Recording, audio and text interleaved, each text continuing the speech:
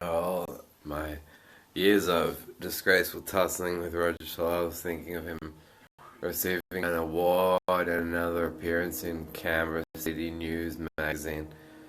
And if he needed me to step up and say a few words, I would remember that speech. My enemy's enema isn't my friend.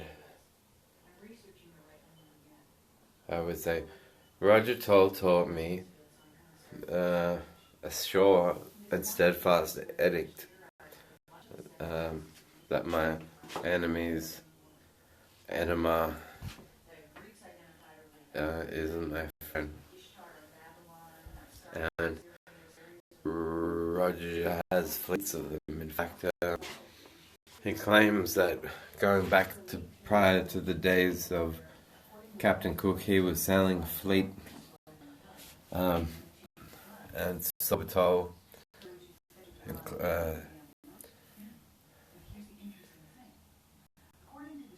enemies that had packed with Sgahp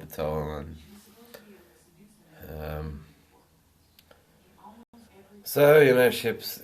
He claims his ancestors in past centuries would watch the ships arrive, Captain Cook, his crew step off, and those with plugged up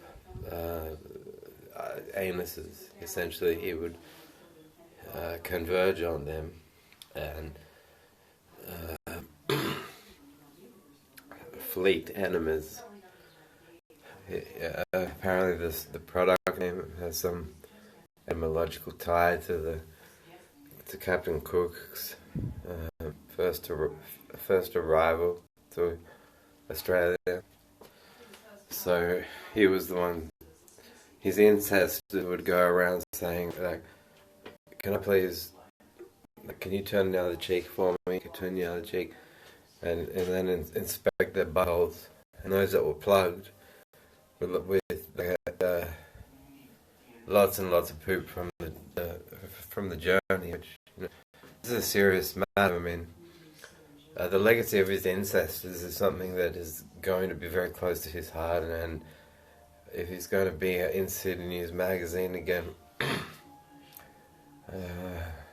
let's make sure we pay the correct homage to his ancestors, and make sure Australia knows that, there was Captain Cook, but there was a whole fleet of ships, and unto each ship was a crew.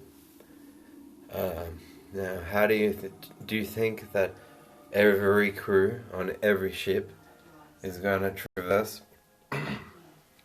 the oceans all the way to Australia without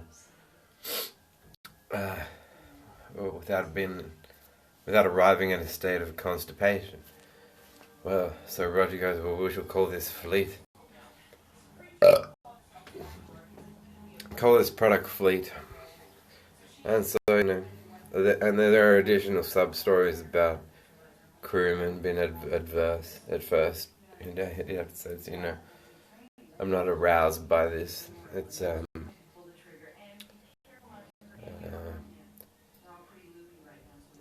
it's very it would be very defacetious on my behalf if I was to say that and find your poop chute to be beautiful. I'm a medically trained background, so I assure you my balls weren't tingle when I applied the fleet enema. And apparently his ancestors medicated the entire arrival of all the various fleets, crewmen who were constipated when they arrived too.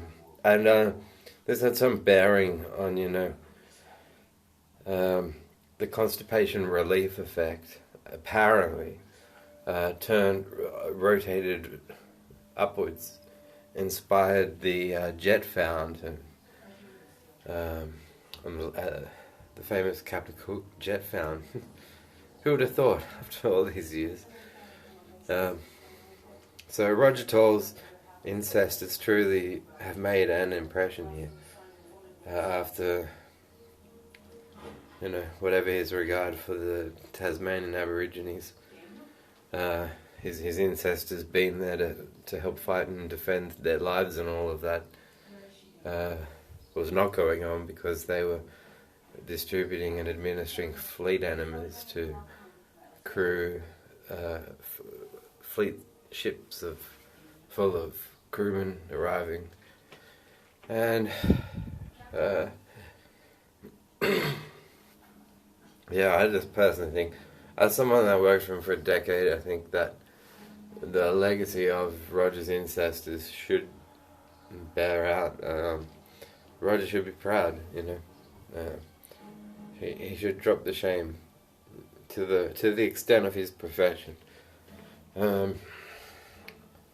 Disputes about his incestors not doing anything to settle conflict. It's like they went like conflict or constipation, Aboriginal conflict or Caucasian constipation, Aboriginal conflict or Caucasian constipation. Nah, fuck it, we'll make more money off the constipation. And so then they fucked off to the mainland. And it was said that when the fleet enema was squeezed, some of the constipational relief shot out like a stream. Some men he would have lie down with the buttocks facing upwards towards his vertical downwards gaze. And he'd spread their cheeks that way, stick a fleet enema into the colon, and then administer the constipational relief medication. And many crewmen from many ships, from many fleets, was to truly avoid their bowels in such a way as to resemble a fountain. So there you go. It's a bit of history, a bit of Roger Toll's ancestry, and what do we think of next?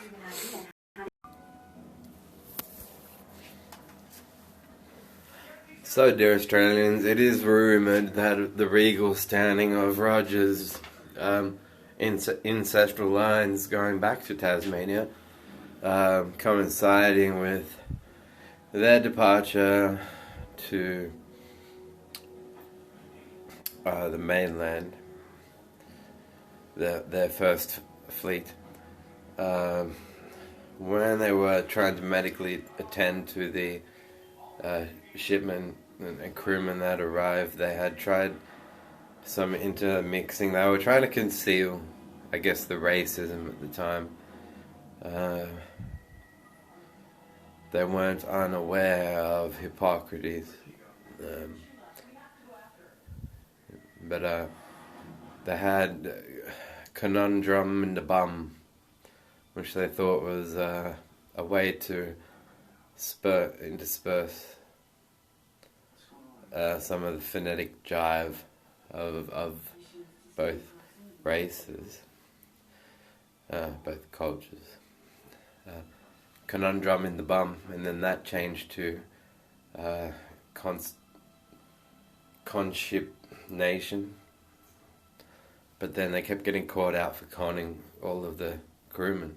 They're like, you're fucking ripping me off. You're selling me salt water that I can collect after a 5-meter walk, putting it in a bottle and saying it'll flush my fucking sinuses.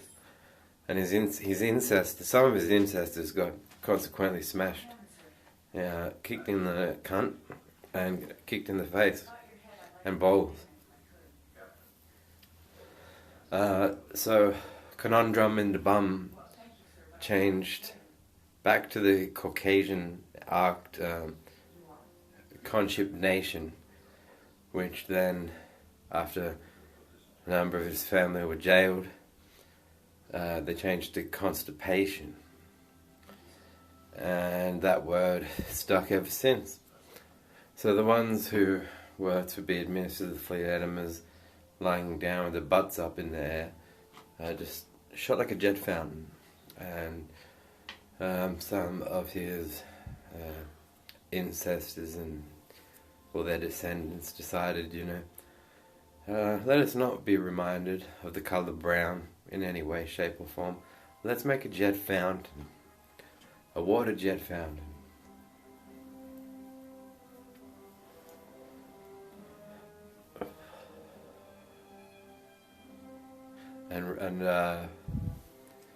So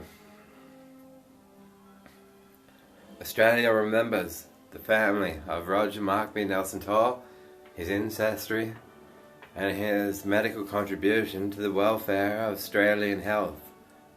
On this day, Australia remembers. Thank you, thank you, thank you.